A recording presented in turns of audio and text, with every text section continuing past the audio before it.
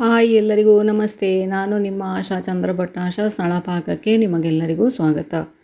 ಇವತ್ತು ಕಾಡು ಮಾವಿನ ಹಣ್ಣನ್ನು ಉಪಯೋಗಿಸ್ಕೊಂಡು ಒಂದು ಸಾಂಬಾರು ಮಾಡಿ ಸೂಪರಾದ ಒಂದು ಗಂಜಿ ಊಟ ಮಾಡುವ ಆಯಿತಾ. ಅದನ್ನು ಇವತ್ತು ಹೇಗೆ ಮಾಡೋದು ಅಂತೇಳಿ ನೋಡುವ. ಬೇರೆಂತ ಬೇಕು ಅಂತಿಲ್ಲ, ಮಾವಿನ ಹಣ್ಣು ಸಾಂಬಾರು ಒಂದಿದ್ದರೆ ನಿಮಗೆ ಒಂದು ಸೌಟ ಅನ್ನ ಜಾಸ್ತಿಯೇ ಊಟ ಮಾಡಲಿಕ್ಕೆ ಆಗ್ತದೆ. ಸಣ್ಣ ಸಣ್ಣ ಉಪ್ಪಿನಕಾಯಿ ಹಾಕುವಂತಹ ಮಾವಿನಕಾಯಿಗೆ ಹಣ್ಣಾದ ನಂತರ ನಾವು ಕಾಡು ಮಾವಿನ ಹಣ್ಣು ಅಂತೇಳಿ ಹೇಳ್ತೇವೆ. ಇದು ನಮ್ಮ ದಕ್ಷಿಣ ಕನ್ನಡ, ಸೌತ್ ಕೆನರಾದಲ್ಲೆಲ್ಲ ಮಾಮೂಲಾಗಿ ಎಲ್ಲ ಕಡೆ ಕೂಡ ಸಿಗ್ತದೆ, ಎಲ್ಲ ಮನೆಗಳಲ್ಲಿ ಕೂಡ ಇರ್ತದೆ. ಇದರಿಂದ ನಾವು ಮಾಡೋ ಬೇರೆ ಬೇರೆ ಡಿಶ್ಗಳನ್ನು ಹಾಕಿದ್ದೇವೆ ನಾವು ಆಲ್ರೆಡಿ. ಇವತ್ತು ಸಾಂಬಾರನ್ನು ಹೇಗೆ ಮಾಡೋದು ಅಂತ ಹೇಳೋದನ್ನು ತೋರಿಸ್ಕೊಡ್ತಾ ಇದ್ದೇವೆ. ಇದಕ್ಕೆ ಹುಳ ಇಲ್ಲ ಅಂತೇಳಿ ನಮಗೆ ಕನ್ಫರ್ಮ್ ಇರುವಂತಹ ಮಾವಿನ ಹಣ್ಣೆ ಆಗಬೇಕಾಗ್ತದೆ. ಯಾಕೆಂದರೆ ನಾವು ಇದರಲ್ಲಿ ಸಿಪ್ಪೆ ತೆಗೆಯುವುದಿಲ್ಲ, ಹಾಗಾಗಿ ನಮಗೆ ಗೊತ್ತಿರಬೇಕು ಯಾವ ಮರದಲ್ಲಿ ಹುಳ ಇರೋದಿಲ್ಲ ಅಂತೇಳಿ. ಅಂತಹ ಮಾವಿನ ಹಣ್ಣುಗಳನ್ನೇ ಉಪಯೋಗಿಸಬೇಕಾಗ್ತದೆ. ಹುಳ ಇದೆ ಅಂತೇಳಿ ನಿಮಗೆ ಡೌಟ್ ಇದ್ದರೆ ಅದನ್ನು ಸುಲಿದು ಸಿಪ್ಪೆ ತೆಗೆದು ಗೊರಟನ್ನು ಹಾಕ್ಬೋದು. ಸಿಪ್ಪೆಯಿಂದ ಆಮೇಲೆ ರಸ ತೆಗೆದು ಅದಕ್ಕೆ ಸೇರಿಸ್ಕೊಂಡ್ರೆ ಆಯಿತು. ಈ ಥರ ಎಲ್ಲ ಮಾವಿನ ಹಣ್ಣು ಕೂಡ ಕಡೆ ಹಾಗೂ ತುದಿ ಭಾಗವನ್ನು ಕಟ್ ಮಾಡಿಕೊಂಡು ಅದಕ್ಕೊಂದೆರಡು ಗೀರು ಹಾಕ್ಕೊಂಡ್ರೆ ಉಪ್ಪು ಹುಳಿ ಖಾರ ಎಲ್ಲ ಅದಕ್ಕೆ ಹೇಳ್ಕೊಳ್ತದೆ. ಹಾಗಾಗಿ ಅದನ್ನು ಈ ಥರ ಕಟ್ ಮಾಡಿಕೊಳ್ಳೋದು. ಹುಳ ಇಲ್ಲ ಅಂತೇಳಿ ನಿಮಗೆ ಕನ್ಫರ್ಮ್ ಇರಬೇಕು. ನಮಗೆ ಗೊತ್ತಿದೆ ಈ ಮರದಲ್ಲಿ ಹುಳ ಆಗೋದಿಲ್ಲ ಅಂತ ಹೇಳ್ಕೊಂಡು, ಬಿದ್ದು ಒಂದೆರಡು ದಿನ ಆದ ನಂತರ ಹುಳ ಆಗ್ತದೆ. ಹಾಗಾಗಿ ನಾವು ಅದನ್ನು ಫ್ರೆಶ್ ಆಗಿ ಉಪಯೋಗಿಸ್ಕೊಳ್ತೇವೆ. ಇದಕ್ಕೀಗ ರುಚಿಗೆ ತಕ್ಕಷ್ಟು ಉಪ್ಪು, ಮಾವಿನ ಹಣ್ಣನ್ನು ತೊಳ್ಕೊಳ್ಬೇಕು. ಫಸ್ಟಿಗೆ ತೊಳೆದು ನಾವು ಇದನ್ನು ಕಟ್ ಮಾಡ್ತಾ ಇರೋದು. ಆಮೇಲೆ ರುಚಿಗೆ ಬೇಕಾದಷ್ಟು ಉಪ್ಪು, ಬೆಲ್ಲ, ಅರಶಿನ, ಒಂದು ಸ್ವಲ್ಪ ಮೆಣಸಿನ ಹುಡಿ, ಇದೆಲ್ಲವೂ ನೀವು ಬೆಲ್ಲ ಮಾವಿನ ಹಣ್ಣಿನ ಸ್ವೀಟನ್ನು ಹೊಂದಿಕೊಂಡು ಹಾಕಬೇಕಾಗ್ತದೆ. ಖಾರ ನಿಮ್ಮಲ್ಲಿ ಎಷ್ಟು ಬೇಕೋ ಅದನ್ನು ಹೊಂದಿಕೊಂಡು ಹಾಕಬೇಕಾಗ್ತದೆ. ಉಪ್ಪು ಮಾತ್ರ ನಮಗೆ ಇಷ್ಟೇ ಅಂತೇಳಿ ಹಾಕ್ಬೋದು, ಯಾಕೆಂದರೆ ಉಪ್ಪು ಎಲ್ಲದಕ್ಕೂ ಒಂದೇ ರೀತಿ ಬೇಕಾಗ್ತದೆ. ಈಗ ಇದಕ್ಕೆ ಬೇಕಾದಂತಹ ಮಸಾಲೆಯನ್ನು ಹುರಿದುಕೊಳ್ಳುವ. ಖಾರಕ್ಕೆ ಎಷ್ಟು ಬೇಕೋ ಅಷ್ಟು ಬ್ಯಾಡಗಿ ಮೆಣಸು ಹಾಕ್ಕೊಳ್ಳಿ. ನಾನೊಂದು 5 ಬ್ಯಾಡಗಿ ಮೆಣಸು ಹಾಕ್ಕೊಂಡಿದ್ದೇನೆ. ಹಾಗೆಯೇ 2 ದಂಡಷ್ಟು ಕರಿಬೇವು ಹಾಕಿಕೊಳ್ತಾ ಇದ್ದೇನೆ. ಕರಿಬೇವು ಆರೋಗ್ಯಕ್ಕೆ ತುಂಬ ಒಳ್ಳೆಯದು, ಹಾಗೆ ರುಚಿ ಕೂಡ ಕೊಡ್ತದೆ. ಹಾಗೆ ನಾನು 2 ದಂಡಷ್ಟು ಕರಿಬೇವನ್ನು ಹಾಕಿಕೊಳ್ತಾ ಇದ್ದೇನೆ. ಮೆಣಸು ಮತ್ತು ಕರಿಬೇವನ್ನು ಒಂದು 2 ನಿಮಿಷ ಫ್ರೈ ಮಾಡಿದ ನಂತರ ಅದಕ್ಕೆ 1 ಚಮಚದಷ್ಟು ಕಡಲೆಬೇಳೆ ಹಾಕಿಕೊಳ್ತಾ ಇದ್ದೇನೆ. ನಾನಿಲ್ಲಿ ಬೇರೆ ಯಾವುದೇ ಬೇಳೆಯನ್ನು ಹಾಕಿಕೊಳ್ತಿಲ್ಲ, ಕಡಲೆಬೇಳೆಯನ್ನು ಮಾತ್ರ ಸೇರಿಸ್ಕೊಳ್ತಾ ಇದ್ದೇನೆ. ಇದಕ್ಕೀಗ ಒಂದು ಅರ್ಧ ಟೀ ಸ್ಪೂನಷ್ಟು ಜೀರಿಗೆ, 1 ಟೇಬಲ್ ಸ್ಪೂನಷ್ಟು ಕೊತ್ತಂಬರಿ ಇದಕ್ಕೆ ಒಂದು ಸ್ವಲ್ಪ ಜಾಸ್ತಿ ಹಾಕಿದರೆ ರುಚಿಯಾಗಿರ್ತದೆ.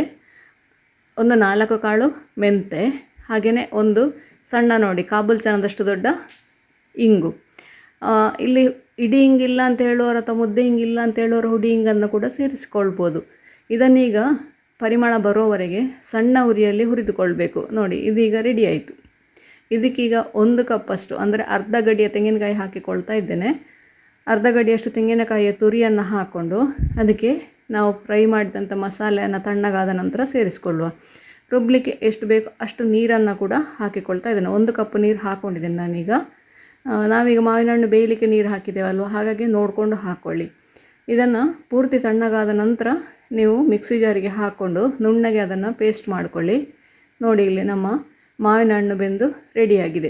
ಒಂದು 5ರಿಂದ 6 ನಿಮಿಷದೊಳಗೆ ಇದು ಬೇಯ್ತದೆ. ಅಥವಾ ನೀವು ಕುಕ್ಕರಲ್ಲಿ ಆದರೆ 1 ವಿಸಿಲ್ ಕೂಗಿಸ್ಕೊಳ್ಬೋದು. ಕುಕ್ಕರಲ್ಲಿ ಬೇಯಿಸೋದಾದರೆ 1 ವಿಸಿಲ್ ಸಾಕಾಗ್ತದೆ, ಜಾಸ್ತಿ ವಿಸಿಲಿಂದ ಬೇಕಾಗೋದಿಲ್ಲ. ಮಾವಿನ ಹಣ್ಣು ಬೇಗ ಬೇಯ್ತದೆ. ರುಬ್ಬಿದಂತಹ ಮಸಾಲೆಯನ್ನು ಅದಕ್ಕೆ ಸೇರಿಸ್ಕೊಂಡು ಅದಕ್ಕೊಂದು ಸಿಂಪಲಾಗಿ ಒಗ್ಗರಣೆ ಹಾಕ್ಕೊಂಡ್ರೆ ನಮ್ಮ ರುಚಿಯಾದ ಕಾಡು ಮಾವಿನ ಹಣ್ಣಿನ ಸಾಂಬಾರು ರೆಡಿಯಾಯಿತು. ಇದನ್ನು ನೀವು ಊಟದ ಜೊತೆಗೆ ಬಳಸ್ಕೊಳ್ಬೋದು, ಚಪಾತಿ ಜೊತೆಗೆ ಕೂಡ ಸೇರಿಸ್ಕೊಳ್ಬೋದು, ಹಾಗೆಯೇ ದೋಸೆ ಜೊತೆಗೆ ಬೆಳಿಗ್ಗೆ ಅದಕ್ಕೆ ಕೂಡ ಸೇರಿಸ್ಕೊಂಡು ತಿನ್ಬೋದು. ಈಗ ಇದಕ್ಕೊಂದು ಸಿಂಪಲ್ ಒಗ್ಗರಣೆ ಮಾಡುವ. 1 ಟೇಬಲ್ ಸ್ಪೂನಷ್ಟು ಎಣ್ಣೆ, ಸ್ವಲ್ಪ ಸಾಸಿವೆ, ಕರಿಬೇವು, ಹಾಗೆಯೇ ಬ್ಯಾಡಗಿ ಮೆಣಸು, ಮೇಲಿಂದ ಒಂಚೂರು ಇಂಗು ಬೇಕು ಅಂತಾದರೆ ಒಗ್ಗರಣೆಗೆ ಸೇರಿಸ್ಕೊಳ್ಬೋದು. ನೀವು ರುಬ್ಬುವಾಗ ಎಷ್ಟೇ ಇಂಗು ಹಾಕಿದರೂ ಒಗ್ಗರಣೆಗೆ ಹಾಕಿದ ಇಂಗಿನ ಪರಿಮಾಣ ಬೇರೆ ಇರ್ತದೆ, ಯಾಕೆಂದರೆ ಅದು ಮತ್ತೆ ಬೇಯುವುದಿಲ್ಲ ಅಲ್ಲ, ಹಾಗಾಗಿ ಅದರ ಪರಿಮಾಣ ತುಂಬ ಚೆನ್ನಾಗಿರ್ತದೆ. ಹಾಗೆ ಒಂದು ಸ್ವಲ್ಪ ಇಂಗು ಹಾಕ್ಕೊಂಡ್ರೆ ತುಂಬ ಪರಿಮಾಣ ಆಗ್ತದೆ. 1-2 ಚಿಟಿಕೆಯಷ್ಟು ಇಂಗು ಹಾಕ್ಕೊಂಡ್ರೆ ಸಾಕಾಗ್ತದೆ. ಇದನ್ನು ಕುದಿಯುತ್ತಿರೋ ಸಾಂಬಾರಿಗೆ ಒಂದು ಒಗ್ಗರಣೆ ಹಾಕಿದರೆ ನಮ್ಮ ರುಚಿಯಾದ ಮಾವಿನ ಹಣ್ಣಿನ ಸಾಂಬಾರು ರೆಡಿಯಾಯಿತು. ನೀವು ಕೂಡ ಒಮ್ಮೆ ಖಂಡಿತ ಟ್ರೈ ಮಾಡಿ ನೋಡಿ, ಹೇಗಾಯಿತು ಅಂತೇಳಿ ಕಮೆಂಟ್ ಮೂಲಕ ನನಗೆ ತಿಳಿಸಿ. ಲೈಕ್ ಕೊಟ್ಟು ಶೇರ್ ಮಾಡಿ. ನೀವಿನ್ನೂ ನಮ್ಮ ಚಾನಲನ್ನು ಸಬ್ಸ್ಕ್ರೈಬ್ ಮಾಡಿಕೊಳ್ಳಿಲ್ಲ, ಸಬ್ಸ್ಕ್ರೈಬ್ ಮಾಡಿಕೊಂಡು ಪಕ್ಕದಲ್ಲೇ ಇರುವ ಬೆಲ್ ಐಕಾನನ್ನು ಒತ್ತಿ ನಮ್ಮನ್ನು ಸಪೋರ್ಟ್ ಮಾಡಿ. ಮುಂದಿನ ವಿಡಿಯೋದಲ್ಲಿ ಇನ್ನೊಂದು ಹೊಸ ಅಡುಗೆಯೊಂದಿಗೆ, ಇನ್ನೊಂದು ಹೊಸ ರೆಸಿಪಿಯೊಂದಿಗೆ ಪುನಃ ಭೇಟಿಯಾಗ್ತೇನೆ. ಹಾಗೆಯೇ ನಮ್ಮ ಇನ್ಸ್ಟಾ ಹಾಗೂ ಫೇಸ್ಬುಕ್ ಪೇಜನ್ನು ಕೂಡ ನೀವು ಫಾಲೋ ಮಾಡ್ತಿಲ್ಲ ಅಂದರೆ ಅದನ್ನು ಕೂಡ ಫಾಲೋ ಮಾಡಿ. ಮುಂದಿನ ಅಡುಗೆಯಲ್ಲಿ ಪುನಃ ನಿಮ್ಮನ್ನು ಭೇಟಿಯಾಗ್ತೇನೆ. ಧನ್ಯವಾದಗಳು.